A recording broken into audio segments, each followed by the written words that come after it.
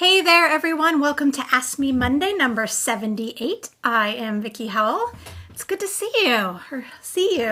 I took last Monday off to be with my family for Labor Day.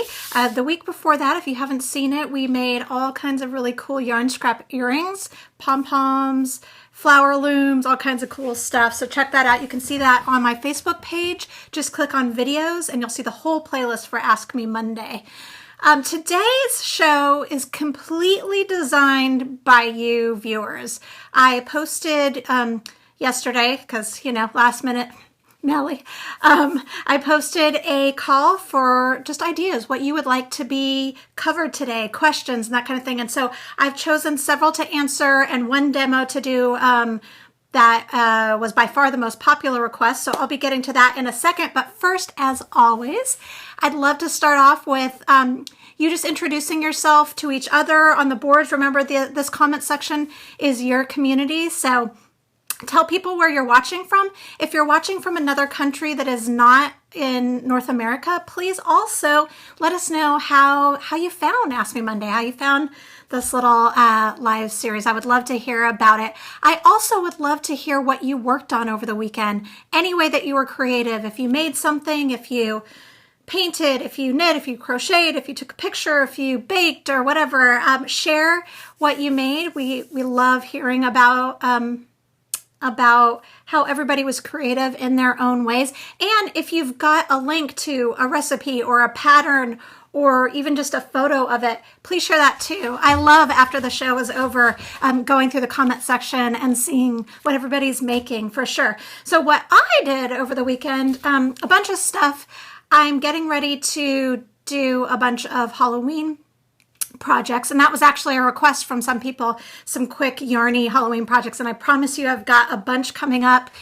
For those of you that didn't hear, hi Meredith, my sister-in-law is watching, good to see you. Hi Nancy.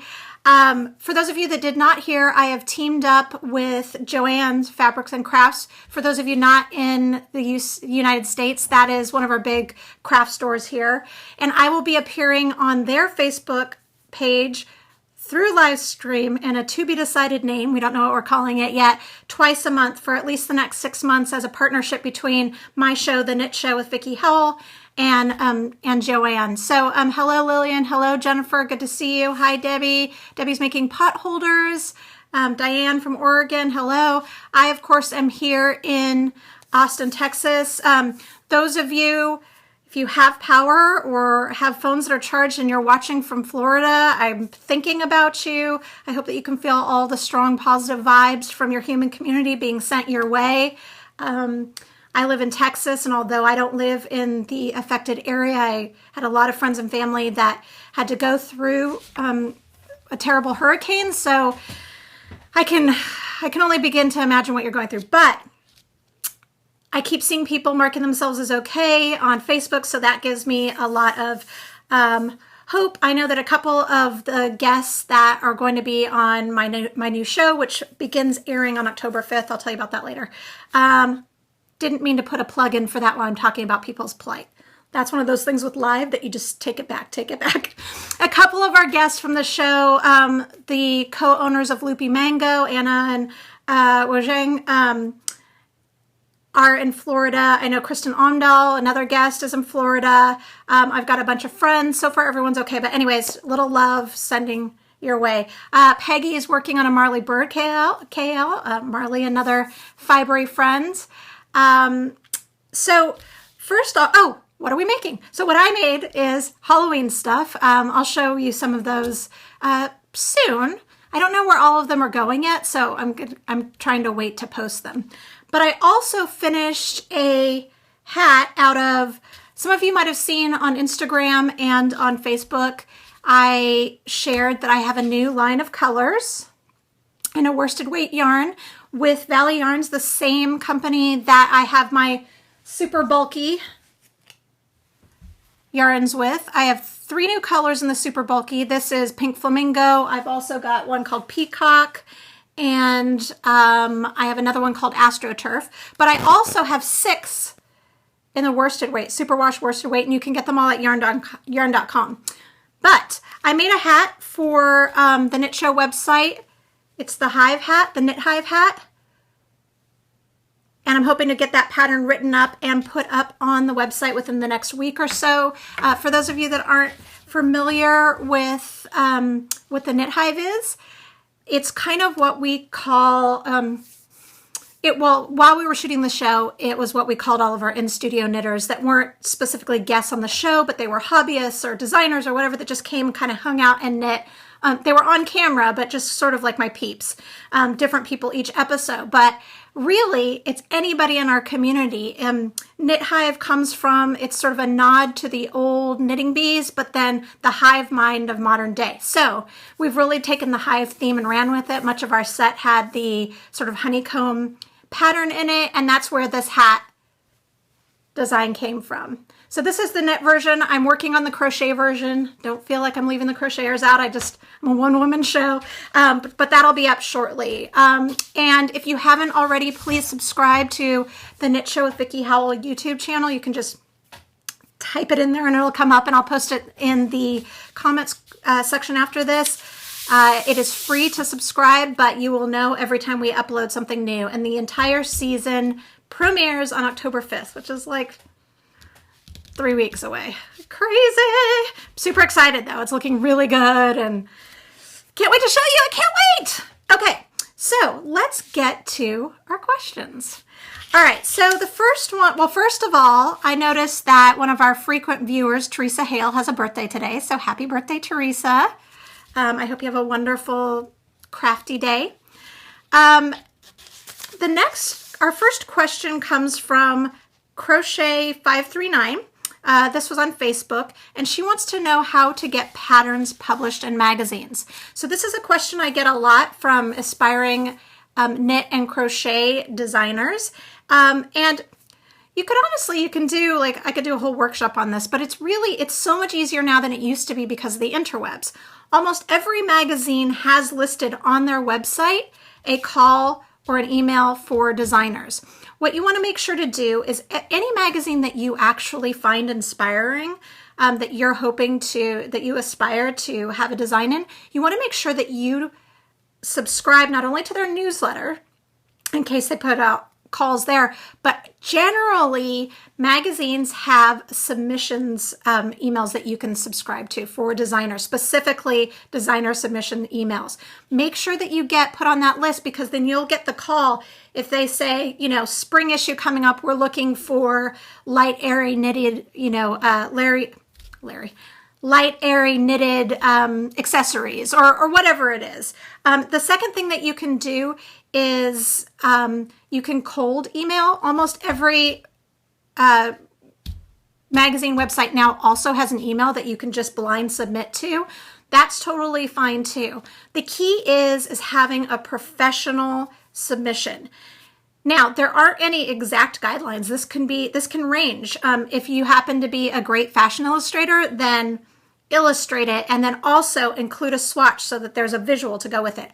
I am not a great illustrator, so I'll often include a swipe, which is just a picture from the internet that's not yours, and so you're not posting it publicly. This is for submissions only, that says this is the general shape I want, and then maybe another swipe for this is the general, this is the yarn I'd like to use, and then I'll do a swatch in my chosen yarn. It's really important though that you're flexible, because even if your design is the best idea that anybody has ever had ever, it may not fit in the overall story that the magazine's trying to tell for that issue. So be flexible. If you get an editor that comes back to you and says, we really loved your submission, but we're not looking for that exact thing right now, would you consider, cropping it or working in a cotton instead of a bulky wool, or making it asymmetrical or anything like that? Especially if this is your first time working with someplace, be amenable, be professional, say, absolutely, send me what you'd like it made in and I'll work on a swatch immediately. So that's my sort of quickish pitch for how to pitch your own designs for magazines. Okay, our next question comes from Maxine Leonard. She wants to know if you're making kitchen items like washcloths, if you should soak them in vinegar to preserve the color, because you're obviously washing them a lot if they're going to be in the kitchen. So I'm going to pause for a second. Tula, she has a couple of her submissions were accepted and she drew part by hand, part in Photoshop. Honestly, that's now considered mixed media, and that was probably a bonus. I mean, anything that you can do to sort of set yourself. I've done quick sketches. For some reason, I'm not great, although I'm not great with pen and pencil. I'm actually semi-decent with digital drawing. I mean, semi-decent, like doodling with certain programs. And sometimes having that sort of cartoony look actually looks cool. So yes, do you. Any kind of art, anything that's going to set you apart. Okay, I'm going back to kitchen now. So the question is vinegar to help prevent the running. So my first, I really believe it depends on what you're working with, what you're making these washcloths with, or let's just say washcloths now because they're the most washed thing. Hence the name. If you're working with a craft cotton, like here in the States, we have Lily Sugar and Cream, and the like, we have Lydia's, those really don't run. It's really pretty rare the way that they're dyed. So I'd be less likely to require it.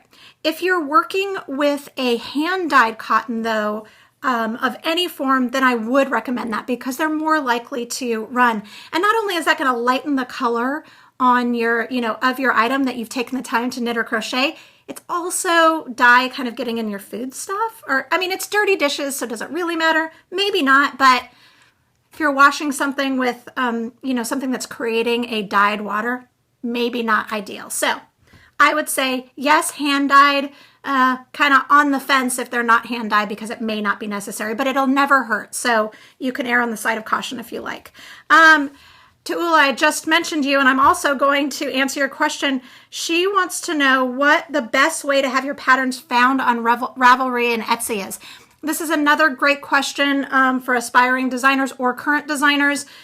It's another one that requires, top 5 blog posts, to explain fully or an entire video class. So I'm just going to give you 2 quick tips.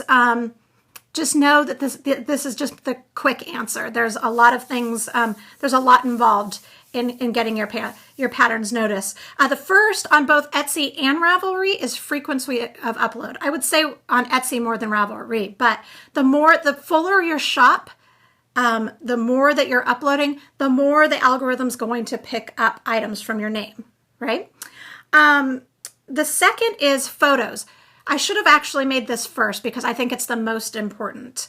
The most important really this is for designs to submit for designing. This is for getting people to notice your patterns on any form of e-commerce site.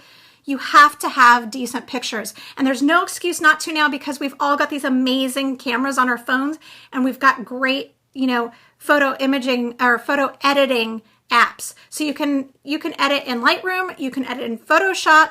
What I've started doing, especially for my quick phone pictures, and it's kind of my go-to app now, is actually on my phone, and it's called Color Story. It's the Color Story app. It's put out by the people who run A Beautiful Mess.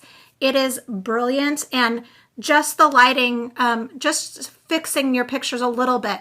Lay them out flat. It doesn't have to be anything fancy. You don't have to go crazy on styling, but just take a little bit of time and edit them.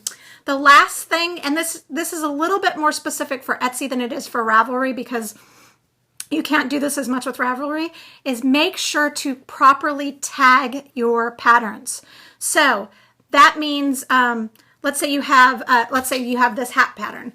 I'm going to tag beanie. I'm going to tag hat, honeycomb, hexie. For the colors, I might go mid-century modern, knitting, rib stitch, just really sort of anything that you can think of that somebody might search from. Then, and this one kind of hurts my heart and soul, and this is the same, this is sort of the same thing that happened to me on Pinterest, and I still haven't really accommodated, is the knowledge that clever names are not going to be searched for. So you should really name your items for what they are. This kills me because you know how I love a good pun, right? But if you are making a honeycomb stitch hat, you should probably call it honeycomb stitch hat if you want people to find it. Is it going to be cuter to call it, honey baby? Maybe, but people may not find it that way. So quick tips for finding it. I hope that helps a little bit. All right, so I want to get to the tutorial now. The most requested tutorial today, and there were a ton of them, and I was actually pretty pleased because some of them we will be covering in the knit show when it comes out. There was a request for learning how to knit socks on circular needles. We've got that on episode 101. Megan Fernandez from Pom Pom Quarterly is showing you a super magical cast on and how to use magic loop to work a sock from the toe up. So stay tuned for that. Somebody else asked for, a couple people asked for stranded color work. I've got one or two episodes where we cover stranded color work. Specifically, I can think of the Handmade Holiday episode. Heather from UU Yarns comes to show how to work with some stranded color work. Really, really great. So please tune into that. Again, that's October 5th, and you can get more info at thenitshow.com. The question that was most asked, though, both on Facebook and on Instagram, where I posted, was how to tapestry crochet, which brings me to today's demo. Okay, so tapestry crochet, here's an example of some tapestry crochet projects of my own. This is a hat called the Big Bear hat. I think it's called or Bear Mountain hat. And you can find this pattern on the Interweave website, crochetme.com, or just the Interweave store or whatever. Tapestry crochet is really just exactly what it sounds like. It's color work so that your overall piece looks like a piece of tapestry. So there's different ways to work it. You can work it in the round, which is a lot easier, and what is worked here. And you can work it in flat, which means working on front and back. And I'm going to be showing that today. I'll give you my quick disclosure that I like to, or disclaimer rather, that I like to give every once in a while. Please keep in mind that knitting and crochet are oral traditions. So when I show you how to do something, it is purely, as an expert in the field, my interpretation of those oral traditions. So if your Nana told you that there's another way to do it, please don't think that I'm dissing your Nana. It could totally work. Maybe it worked for her. Maybe it's just a different way. This is just my interpretation of it. So I'm going to flip the camera around. You guys know it's never pretty when I do that, but I'm going to go ahead and do that, and then we will get started. All right. Oh, they changed how to do this. Okay.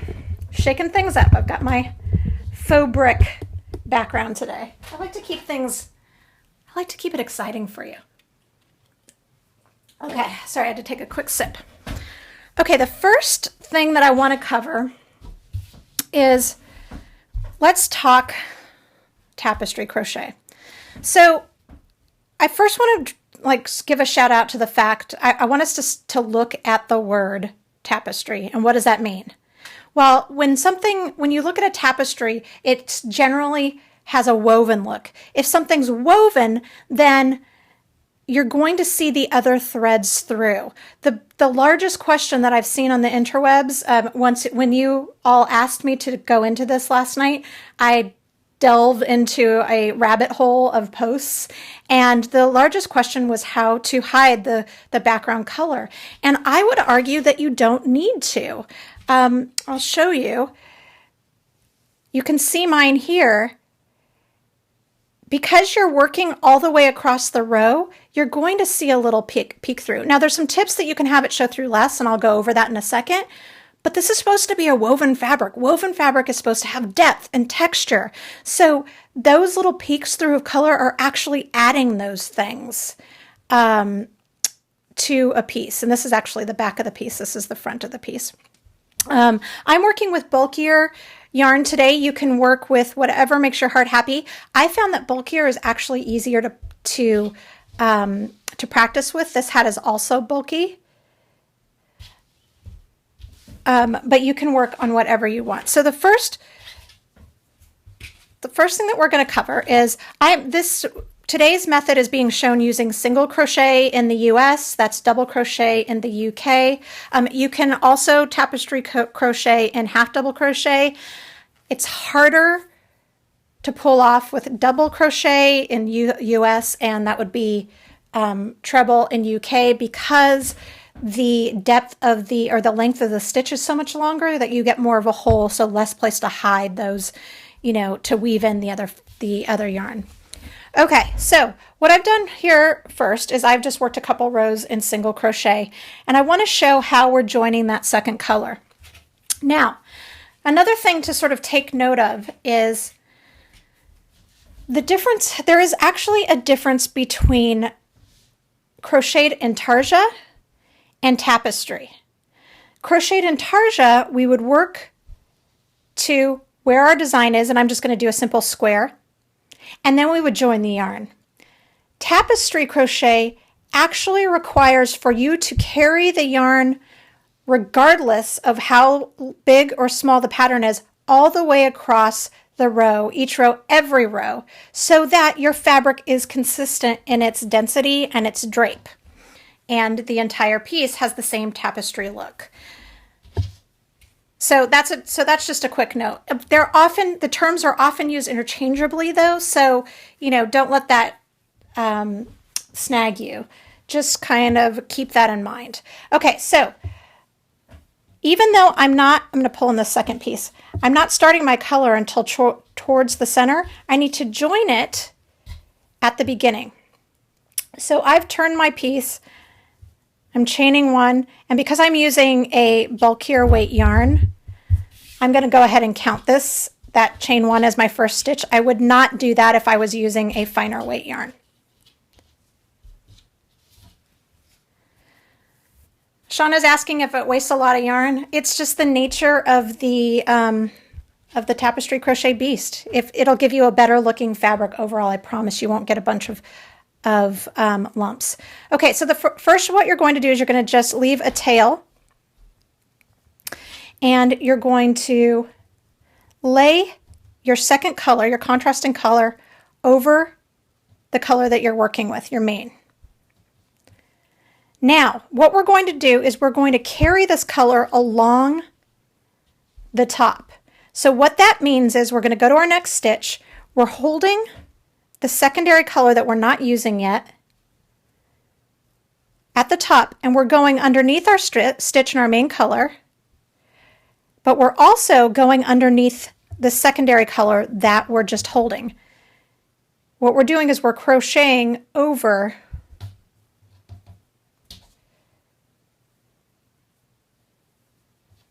the piece to lock it in. Okay, so now our piece is locked in, our second color. Okay, so now we're going to go to the next one. You're just working single crochets over the second color. You're just carrying it. Now, you want to make sure every once in a while to kind of give it a little tug, and you can tug your second color, your contrasting color, and tug your piece to kind of get it settled in place. This way you won't have any loops, because even though it's great or okay, totally normal to see little bits of color poking through, it's not so great if you're seeing floats or loops. What I say by a float is this is what happens if you don't carry it every stitch. So let's say I forgot to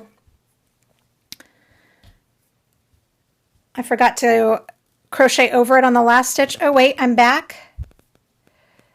Now you see on the back side, you're going to have that loop. That's what we want to avoid, unless that's part of your design feature. If that's a little design element, then you do you. But for the purposes of this, we're gonna avoid that. So you want to go until you're ready to start your shape. I started mine 1, 2, 3, 4, 5. So I've worked about 1, 2, 3, 4. I'm going to do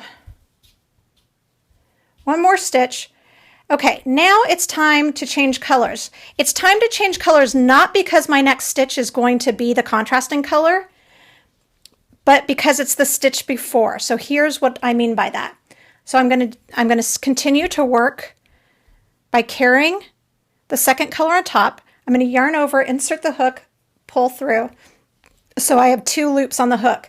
Now for the last step of the single crochet or double crochet if you're in the UK, I'm going to drop the main color, pick up the secondary color or the contrasting color, and work that last stitch.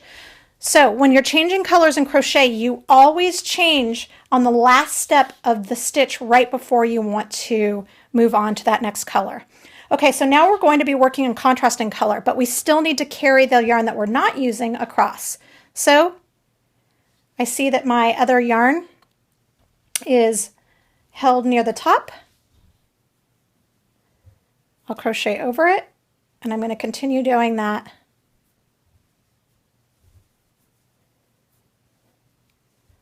across. Let's see. So let's just say that we're making this square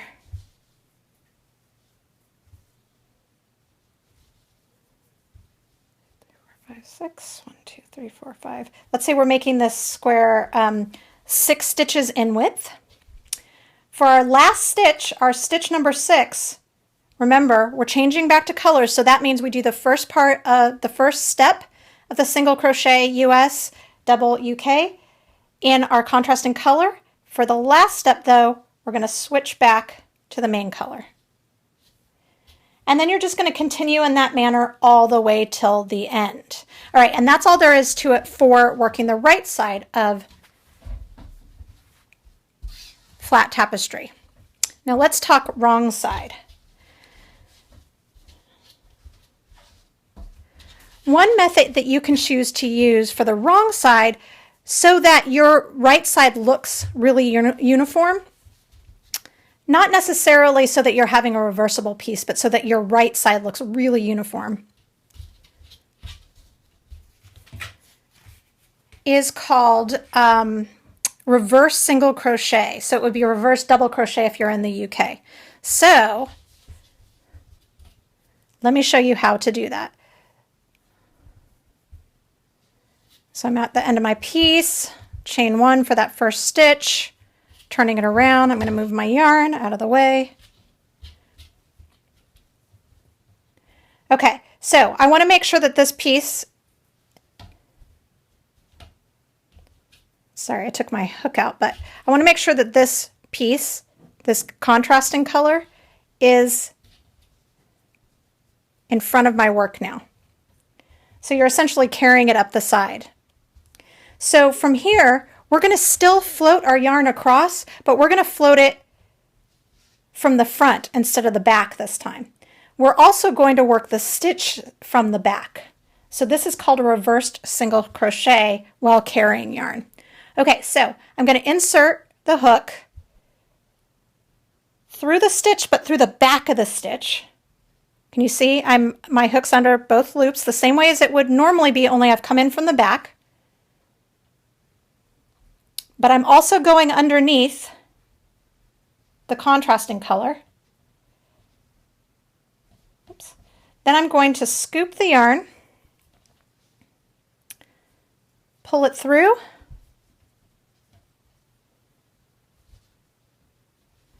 and finish the stitch. Okay, again, insert the hook. I'm still carrying the yarn along the top.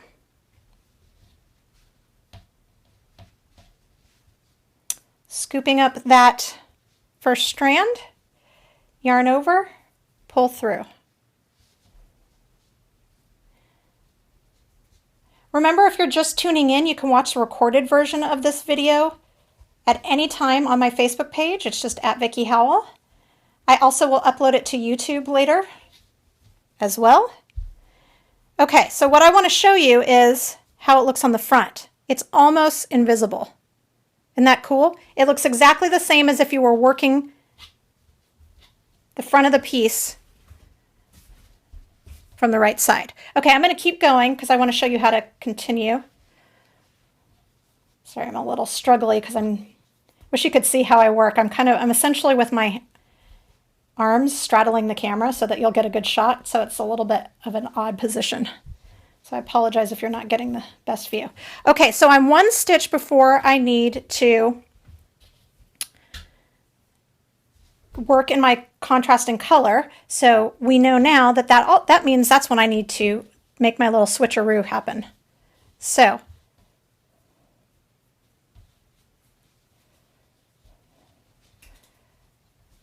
I'm going to drop the main color. I'm going to finish that stitch with the contrasting color.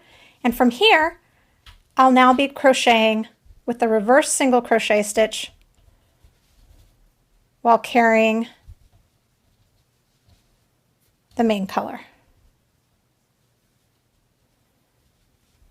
Denise thinks it looks stressful. It's not stressful, I promise. It's actually kind of cool. Again, giving it a little tug. There is a little bit of a, just sort of a, I don't know if it's a learning curve, but your brain is kind of like, what? At first. I guarantee you it'll be a lot easier for you because you probably will not be straddling a camera while doing it, although you do you. But I think it's kind of cool. And I just want to show you from the right side, see how uniform that looks? Isn't that the coolest? So anyways, you just can continue doing this. You can follow any chart. If you feel like spicing it up a little bit, you can work in a chart where you have to, oops, my plies, where you have to work a different amount of contrasting color stitches on the wrong side than you do on the right based on stitch pattern. This is a great technique for home decor items. So and also bags, really great for bags. And the fabric will be, if you want a fabric that's really dense, and a dense fabric actually looks a lot better. If it's denser, so it's not as great for a flowy project, although you can absolutely do a blanket.